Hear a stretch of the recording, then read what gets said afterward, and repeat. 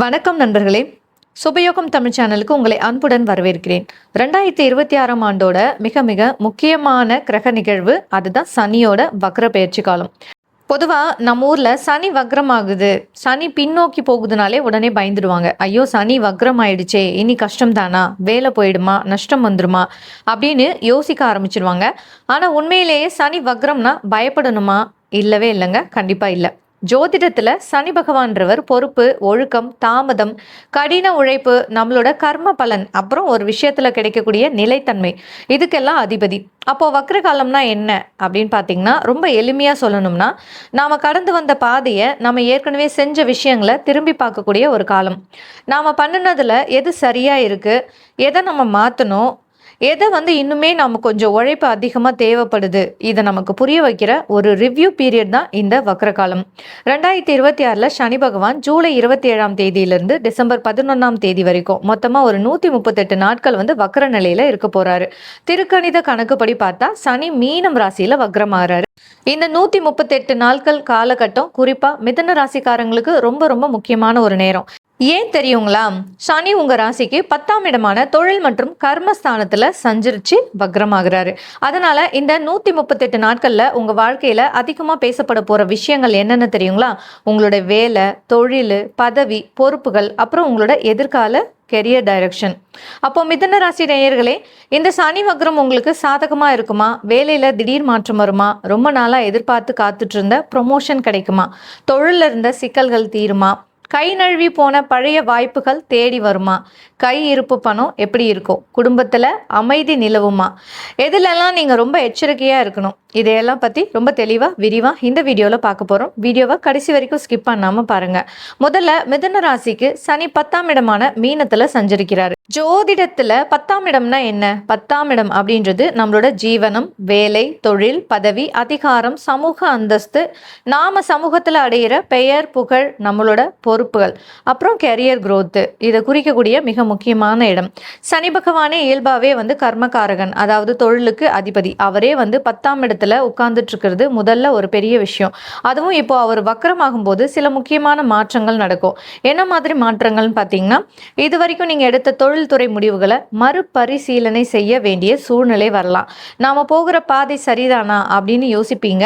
முன்னாடி உங்களை விட்டுட்டு போன ஒரு நல்ல வேலை வாய்ப்பு இல்லைன்னா பிஸ்னஸ் டீல் மீண்டும் உங்களோட கதவை தட்டலாம். ரொம்ப நாளாக இழுபறியா இருந்த ப்ரமோஷன், சம்பள உயர்வு, பதவி தொடர்பான பேச்சுக்கள் மறுபடியும் உயிர் பெறலாம். நீங்கள் செஞ்சுட்டு இருக்க இதே வேலையில தொடர்ந்து இருக்கணுமா, இல்லை வேறு துறைக்கு மாறலாமா அப்படின்ற கேள்விகள் மனசுக்குள்ள எழும். சுருக்கமாக சொல்லணும்னா, மிதுன ராசிக்காரங்களுக்கு இந்த 138 நாட்களும் உங்களோட கெரியரை ரீசெட் பண்ணுற ஒரு பொன்னான காலம்னு சொல்லலாம். அடுத்து வேலை செய்கிறவங்களுக்கு இந்த சனி வக்ர காலம் எப்படி இருக்க போகுதுன்னு பார்ப்போம். மிதுன ராசிக்காரங்களே, கடந்த சில வருஷங்களாக நீங்கள் ஆஃபீஸில் ரத்தமும் சதையாக உழைச்சிருப்பீங்க. ஆனால் உங்களோட உழைப்புக்கு ஏற்ற அங்கீகாரமோ பாராட்டோ கிடைக்காம நாம் எதுக்கு இவ்வளோ கஷ்டப்படணும் அப்படின்னு சலிச்சு போயிருப்பீங்க. கவலைப்படாதீங்க. இந்த சனி வக்ர காலத்தில் நீங்கள் முன்னாடி செஞ்ச பழைய வேலைகள், நீங்கள் வெற்றிகரமாக முடித்த ப்ராஜெக்ட்ஸு, நீங்கள் தனியாக தலைமையில போட்டுக்கிட்ட பொறுப்புகள், இதெல்லாம் உங்கள் மேலதிகாரிகளோட கவனத்துக்கு மீண்டும் வரும். உங்களோட திறமையை இது வரைக்கும் யாரும் கண்டுக்கலன்னா இப்போது அதை மதிப்பீடு செய்யக்கூடிய ஒரு காலம் வந்துடுச்சு. ஆனால் இங்கே ஒரு பெரிய கேட்ச் இருக்குங்க. சிலருக்கு ஆஃபீஸில் திடீர்னு கூடுதல் பொறுப்புகளை தூக்கி தருவாங்க. உடனே நீங்கள் ஐயோ சம்பளத்தை உயர்த்தாமல் வேலையை மட்டும் அதிகமாக தராங்களே அப்படின்னு புலம்பக்கூடாது. ஏன்னா சனி பகவானோட ஸ்டைலே தனிதான். அவர் முதல்ல சோதிப்பார், பொறுப்பை கொடுப்பாரு, நீங்கள் அதை எப்படி கையாளுறீங்க, உங்ககிட்ட அந்த கன்சிஸ்டன்சி இருக்கான்னு பார்ப்பாரு. நீங்கள் சலிக்காமல் அந்த பொறுப்பை செஞ்சு முடிச்சிங்கன்னா கண்டிப்பாக அதுக்கான பெரிய பலனையும் அங்கீகாரத்தையும் அடுத்து தருவார். ஆனால் வேலையில் மட்டும் அதிகமாகுது, பலனை காணும்னு உட்காந்துட்டு சோர்ந்து போகாதீங்க. சனி பகவான் உங்களோட உழைப்பை கவனிச்சுட்டே இருப்பார். அடுத்ததான் மீன ராசிக்காரங்களுக்கு இந்த சனி வக்ர காலத்தில் நடக்கிற ரொம்ப சுவாரஸ்யமான விஷயம் இதுதான். உங்கள் கடந்த காலத்து கூட தொடர்புடைய ஒரு கெரியர் ஆப்பர்ச்சுனிட்டி மீண்டும் உங்களோட கதவை தட்டும். முன்னாடி நீங்கள் இன்டர்வியூ போயிட்டு ஏதோ ஒரு காரணத்தால் ரிஜெக்ட் ஆன நிறுவனம் மறுபடியும் உங்களை கூப்பிடலாம். பழசெல்லாம் முடிஞ்சு போச்சுன்னு நினச்சி ஒரு ஜாப் ஆஃபர் மறுபடியும் ஓப்பன் ஆகலாம். நிதி நெருக்கடியால் அரைக்குறையாக நின்று ஒரு ப்ராஜெக்ட் மீண்டும் தொடங்கப்படலாம். இல்லைனா நீங்கள் முன்னாடி வேலை பார்த்த பழைய கம்பெனியில் இருந்தே கூட நல்ல ஒரு போஸ்ட் கொடுத்து உங்களை திரும்ப கூப்பிடலாம். இங்கே நீங்கள் செய்ய வேண்டிய எச்சரிக்கை என்னென்னா, பழைய வாய்ப்பு தேடி வருதுன்னு கண்ணை மூடிக்கிட்டு உடனே தலையாட்டிடாதீங்க. கொஞ்சம் நிதானமாக யோசிங்க. அப்போது நான் ஏன் அந்த வாய்ப்பை வேண்டாம்னு சொன்னேன், இல்லை ஏன் அது கை நழுவி போச்சு அப்படின்னு ஆராயுங்க. இப்போது அந்த பழைய பிரச்சனை சரியாக இருக்கா, புதுசாக வர வாய்ப்புள்ள சேலரி, பொசிஷன், ஒர்க் என்விரான்மெண்ட்டு, அப்புறம் வேலையோட ப்ரெஷர் எல்லாம் உங்களுக்கு செட் ஆகுதான்னு 100 தடவை யோசிச்சு கணக்கு போட்டு அப்புறம் தான் முடிவெடுக்கணும். அவசரப்பட்டு முடிவெடுத்தா அப்புறம் வருத்தப்பட நேரிடும். அடுத்ததா சொந்த தொழில் இல்லாட்டி பிஸ்னஸ் பண்ணுற மிதுன ராசிக்காரங்களுக்கு இந்த காலம் எப்படி இருக்கும்? பிஸ்னஸ் பண்ணுறவங்களுக்கு இது ஒரு மிகப்பெரிய மறுசீரமைப்பு காலம் அப்படின்னு சொல்லலாம். ரொம்ப நாளாக உங்களுக்கு கை கொடுக்காத நஷ்டத்தை தந்த பழைய பிஸ்னஸ் மாடலை மாற்றி அமைக்க வேண்டிய சூழல் வரும். தேவையற்ற செலவுகள் எங்கே போகுதுன்னு கண்டுபிடிச்சி செலவுகளை கட்டுப்படுத்துவீங்க. வேலை செய்கிற ஆட்களோட பொறுப்புகளை மாற்றி அமைப்பீங்க. ரொம்ப நாளாக உங்ககிட்ட பிஸ்னஸ் தராத பழைய வாடிக்கையாளர்கள் மீண்டும் உங்களை தேடி வருவாங்க. ஆனால் பிஸ்னஸ்மேன் கண்டிப்பாக தவிர்க்க வேண்டிய ஒரு விஷயம் இருக்குது. அது என்னென்னா அவசர எக்ஸ்பான்ஷன், தொழில் விரிவாக்கம். இப்போ நல்ல வாய்ப்பு வருதே, பெரிய லெவலில் கடன் வாங்கி உடனே பிஸ்னஸை பெருசு பண்ணிடலாம் அப்படின்னு அவசரப்பட்டு பெரிய இன்வெஸ்ட்மெண்ட் எதுவும் பண்ணாதீங்க. முதல்ல உங்களோட அக்கௌண்ட் புக்கை எடுங்க. கேஷ் ஃப்ளோ எப்படி இருக்குது? ஏற்கனவே எவ்வளோ கடன் நிலுவையில் இருக்குது? மாதாந்திர வருமானம் நிலையாக வருதா? இந்த புது இன்வெஸ்ட்மெண்ட் உண்மையிலேயே இப்போ தேவையா? இப்படி எல்லா பக்கமும் கணக்கு பார்த்து நிதானமாக அடி எடுத்து வைங்க. அவசர முதலீடு இந்த வக்கர காலத்தில் ஆபத்தில் முடியலாம். சரி, மிதுன ராசிக்காரங்களுக்கு பணப்புழக்கம் எப்படி இருக்கும்? இந்த சனி வக்கர காலத்தில் நிதி மேலாண்மையிலும் உங்களுக்கு ஒரு பெரிய ரிவ்யூ தேவைப்படும்.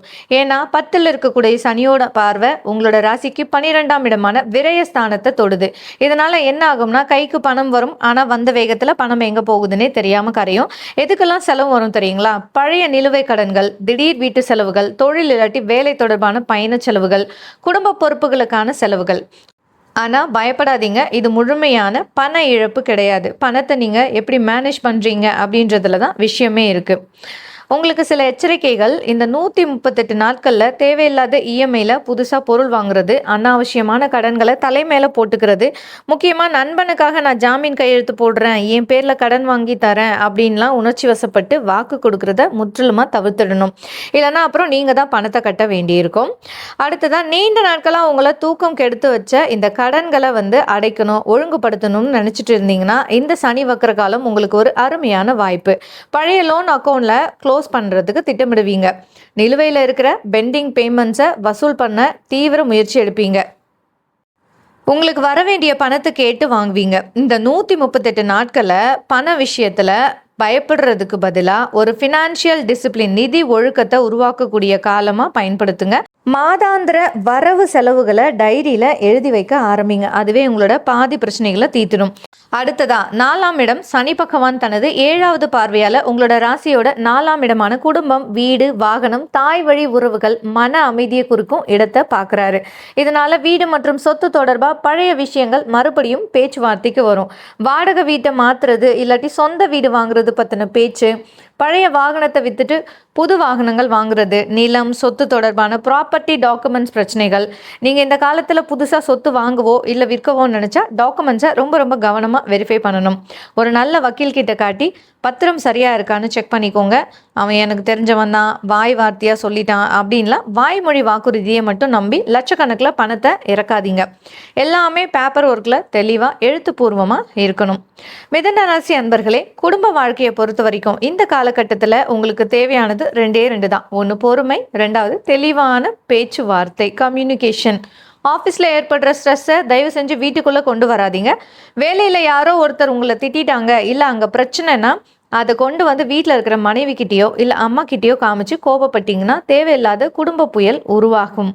கணவன் மனைவி 2 பேருமே ஒருத்தரோட உழைப்பையும் கரியர் சுமையையும் இன்னொருத்தர் புரிஞ்சு நடந்துக்கணும். திருமணமாகாத மிதுன ராசிக்காரங்களுக்கு உங்களோட வேலை பார்க்குற இடம் மூலமாகவோ இல்லாட்டி ப்ரொஃபஷனல் சர்க்கிள் மூலமாகவோ புதுசாக வரன் அமையலாம். ஆனால் அவசரப்பட்டு உடனே ஓகே சொல்லிடாதீங்க. அந்த நபரோட குணம், குடும்ப பின்னணி, அவங்களோட எதிர்பார்ப்பு இதையெல்லாம் நல்லா புரிஞ்சுக்கிட்டு அப்புறமா சம்மதம் சொல்லுங்கள். திருமணமானவங்களுக்கு ஒரு முக்கிய எச்சரிக்கை. சனி 7ஆம் இடத்தை பார்க்குறதால வக்கர பார்வை இல்லாட்டி கோச்சார தொடர்பால் உறவுகளில் ஒரு விதமான தீவிரத்தன்மை அதிகரிக்கும். சில நேரங்களில் என்னோட பார்ட்னர் என்ன சுத்தமாக புரிஞ்சுக்கவே மாட்டாங்க அப்படின்ற எண்ணம் உங்களுக்கு வரலாம். அதே யோசனை உங்களோட பார்ட்னருக்கும் உங்கள் மேலே வரலாம். அப்போ நீங்கள் என்ன பண்ணணும்? சைலண்ட் ட்ரீட்மெண்ட் கொடுத்து மூஞ்சியை தூக்கி வச்சுக்காம உட்காந்து மனசு விட்டு பேசுங்க. எனக்கு இதில் வருத்தம், உனக்கு என்ன பிரச்சனை அப்படின்னு பேசி தீர்த்துக்கோங்க. இந்த வக்கர காலத்தில் குடும்ப உறவுக்கு தேவையானது உங்களோட ஈகோ கிடையாதுங்க, உங்களுடைய பக்குவம், மெச்சூரிட்டி தான். அடுத்ததான், குழந்தைகளை வச்சிருக்கிற மிதுன ராசி பெற்றோர்களுக்கு ஒரு முக்கியமான செய்தி. உங்கள் பிள்ளைகளோட கல்வி, அவங்களோட எதிர்கால தொழில் வாய்ப்புகளில் நீங்கள் கூடுதல் கவனம் செலுத்த வேண்டிய நேரம் இது. குழந்தைகள் படிப்பில் எப்படி போயிட்டுருக்காங்க, அவங்களுக்கு உண்மையிலேயே எந்த துறையில் ஆர்வம் இருக்குது, எதிர்காலத்தில் அவங்க என்ன ஆகிறதுக்கு ஆசைப்படுறாங்க, அவங்கள உட்கார வச்சு பேசுங்க. உங்கள் ஆசையை அவங்க மேலே திணிச்சு அதிகமாக ப்ரெஷர் கொடுக்காதீங்க. அவங்களுக்கு சரியான வழிகாட்டியாக ஒரு கைடன்ஸ் கொடுக்குறவராக நீங்கள் இருக்கணும். மிதுன ராசியில் பிறந்தவங்க பல பேர் வெளிநாடு போகணும், வெளிநாட்டில் வேலை பார்க்கணும், இல்லாட்டி ஆன்லைன் மூலமாக வெளிநாட்டு ப்ராஜெக்ட் வாங்கி பண்ணணும்னு காத்துட்ருப்பீங்க. உங்களுக்கு ஒரு நல்ல செய்தி, நீங்கள் முன்னாடி போட்ட ஓல்டு விசா அப்ளிகேஷன், வெளிநாட்டு வேலைக்கான பெண்டிங் ப்ராசஸ் இதெல்லாம் இப்போது மறுபடியும் வேகம் எடுக்க ஆரம்பிக்கும். ஆனால் பேப்பர் ஒர்க்கில் ரொம்ப கவனமாக இருக்கணும். Passport, visa, documents, work permit, employment contract இதில் எல்லாம் பெயர், பிறந்த தேதி, கையெழுத்து எல்லாம் சரியாக இருக்கான்னு ஒரு முறைக்கு இருமுறை சரி பார்த்துக்கோங்க. சின்ன தவறு இருந்தாலும் அப்ளிகேஷன் தள்ளி போகலாம். தாமதமானாலும் முயற்சி பண்ணிக்கிட்டே இருங்க, நிச்சயம் நல்ல செய்தி வரும். மிதுனம்னாலே இயல்பாகவே புதன் அதிபதியாக கொண்ட ராசி. வேகமாக சிந்திப்பீங்க, ஒரே நேரத்தில் 10 விஷயங்களை யோசிப்பீங்க, மல்டி டாஸ்கிங் பண்ணுவீங்க. ஆனால் சனி பகவான் என்ன சொல்கிறார் தெரியுங்களா? தம்பி, ஒரே நேரத்தில் 10 விஷயத்தில் கை வைக்காத, ஒன்றை எடுத்தால் அதை முழுசாக முடி அப்படின்னு.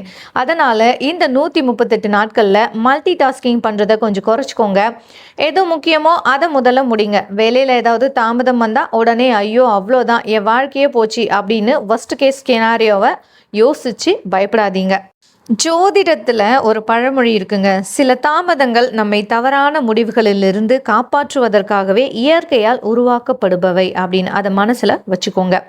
ஆரோக்கியத்தை பொறுத்த வரைக்கும் மிதுன ராசிக்காரங்க டெய்லி ரொட்டீனை அலட்சியப்படுத்தக்கூடாது. ஆஃபீஸ் வேலைன்னு சொல்லிட்டு ராத்திரி முழுக்க தூங்காமல் முழிச்சிட்டு இருக்கிறது, நேரத்துக்கு சாப்பிடாம ஜங்க் ஃபுட் சாப்பிட்றது, ஒரே இடத்துல 8 மணி நேரம் உட்காந்துட்டு வேலை பார்க்குறது, இதெல்லாம் கை கால்களில் வலி, முதுகு வலி, நரம்பு கோளாறுகள் இல்லாட்டி செரிமான பிரச்சனைகளை கொண்டு வந்துடும். தூக்கம், உணவு, சின்ன சின்ன உடற்பயிற்சி இந்த 3ஐயும் ஒழுங்காக வச்சுக்கோங்க. சின்ன மருத்துவ குறிப்பு, உங்களுக்கு ஜோதிட பலன்கள் அப்படின்றது விழிப்புணர்வுக்கு மட்டுமே, இது மருத்துவ ஆலோசனைக்கு மாற்றாகாது. ஸோ உடம்புல பிரச்சனைனா உடனே நீங்கள் டாக்டரை பாருங்க. அடுத்ததான் இந்த சனி வக்ர காலத்தில் மிதுன ராசிக்காரங்க இந்த 3 விஷயங்களில் மிக மிக எச்சரிக்கையாக இருக்கணும். ஒன்று, வேலையில் ஷார்ட்கட் வேணாம். இப்படி குறுக்கு வழியில் போனால் உடனே ரிசல்ட் கிடைக்குமே அப்படின்னு குறுக்கு வழியை தேர்ந்தெடுக்காதீங்க. அது இப்போ இனிப்பாக இருக்கும், ஆனால் போக போக பெரிய ஆபத்தில் கொண்டு போய் விட்டுரும். நேர்மை தான் சனிக்கு பிடிக்கும். 2வது, மேலதிகாரிகளோட தேவையில்லாத விவாதம் பண்ணாதீங்க.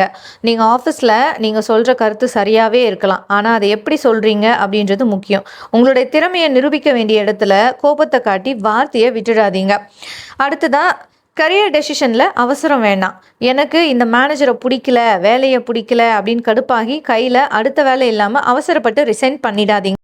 அடுத்ததாக நம்ம என்ன பண்ண போகிறோம் அப்படின்ற தெளிவு வந்த பிறகு தான் பழைய கதவை மூடணும். இந்த சனி வக்ரம் தரக்கூடிய மிகப்பெரிய வாய்ப்பு என்னென்னா, மிதுன ராசி நேயர்களே, இந்த சனி வக்ரம் உங்ககிட்ட கேட்க போகிற மிக முக்கியமான கேள்வி இதுதான். நீங்கள் உண்மையிலேயே வாழ்க்கையில் எந்த பாதையில் போக விரும்புகிறீங்க? இது வெறும் சாதாரண வேலை பற்றின கேள்வி இல்லைங்க, உங்கள் வாழ்க்கையோட அடுத்த 5லேருந்து 10 ஆண்டுக்கான டைரக்ஷன் பற்றின கேள்வி. இப்போ நீங்கள் பார்க்குற வேலை உங்களுக்கு ஃப்யூச்சர் க்ரோத் தருமா? உங்களோட திறமைக்கு அங்கே சரியான மதிப்பு இருக்கா? நீங்கள் பண்ணுற பிஸ்னஸ் நீண்ட காலத்துக்கு நிலையாக இருக்குமா? இதை யோசிங்க. இதுக்கான பதிலை கண்டுபிடிச்சி உங்களை நீங்கள் அப்டேட் பண்ணிக்கிட்டா இந்த சனி வக்ர காலம் உங்கள் கரியரில் ஒரு மிகப்பெரிய டேர்னிங் பாயிண்டாக மாறும். இந்த காலகட்டத்தில் சனி பகவானோட நற்பலன்களை பெற சில எளிய பரிகாரங்கள். சனிக்கிழமை அன்னைக்கு சனீஸ்வரருக்கு நல்லெண்ணெய் தீபம் ஏற்றி வழிபாடு பண்ணலாம், இல்லாட்டி ஆஞ்சநேயரை வழிபாடு செய்கிறதும் சனியோட கெடு பலன்களை குறைக்கும். அடுத்ததாக, உங்களால் முடிஞ்ச அளவுக்கு வசதி இல்லாதவங்களுக்கும் மாற்றுத்திறனாளிகளுக்கும் உணவு இல்லாட்டி அத்தியாவசிய பொருட்களை தானமாக வழங்கலாம். அடுத்ததாக, உங்ககிட்ட வேலை செய்கிறவங்க, தூய்மை பணியாளர்கள், முதியவர்களிடம் மரியாதையாக நடக்கிறது சனியோட அருளை தரும். எல்லாத்தையும் விட சிறந்த பரிகாரம் நீங்கள் செய்கிற வேலையை நேர்மையாக செய்கிறது, கொடுத்த பொறுப்பை உண்மையாக நிறைவேற்றுறது, பொய் சொல்லாமல் இருக்கிறது, ஷார்ட்கட்டை தவிர்க்கிறது. இதுதான் சனி பகவானுக்கு ரொம்ப பிடிச்ச உண்மையான பரிகாரம்.